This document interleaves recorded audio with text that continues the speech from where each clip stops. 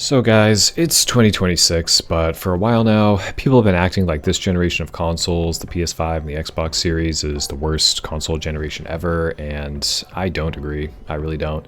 And that's what I'm going to get into here. I've seen a lot of videos that this console generation has no soul or no magic or whatever, and to me it's like, well, yeah, dude, you're 32, and not to be that guy, but no new console is going to make you feel like you did when you were a kid and you got your first PS2 or GameCube or whatever. So, you know, you could say your excitement levels were low because launch titles were weak or non-existent, but something tells me that even these consoles were still exciting to kids when they came out. So moving on, especially before the price hikes, but even after as well, this generation of consoles is basically the best value ever. And that's for three main reasons, mostly to do with the performance and the optimization and the overall experience. Now, as far as performance is concerned, the PS5 and Series X come closest to PC performance compared to at least the past two generations easily. In the 360 and PS3 generation, PC was leaps and bounds ahead in performance.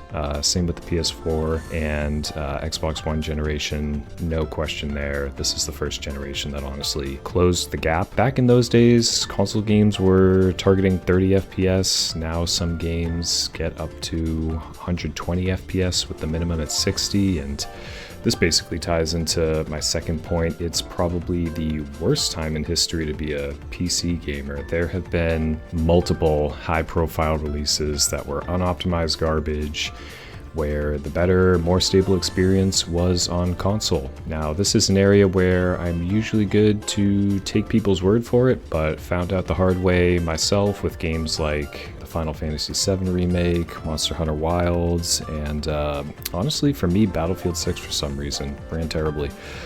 Tried them on PC and then said no thanks and bought them on console. That leads to my final point. The console experience is just easier. It's so much easier. You know, I'm not 18 years old anymore where I have infinite amount of time to mess around with settings, download a community patch for a broken game, or figure out why a game randomly stutters every 30 seconds and read a book on shader compilation. And you know, the consoles usually just work, and especially if you have a full-time job. And then we could also have the debate about physical media.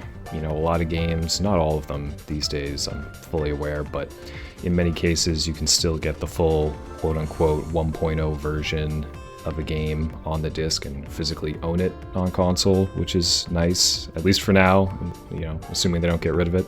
And then the Xbox Series X, I know at least has pretty good backwards compatibility with like 360 games. This doesn't apply universally. I'd say I still mostly try to play competitive multiplayer games on PC, as I'm sure a lot of people do. But man, for everything else, I'm back on console.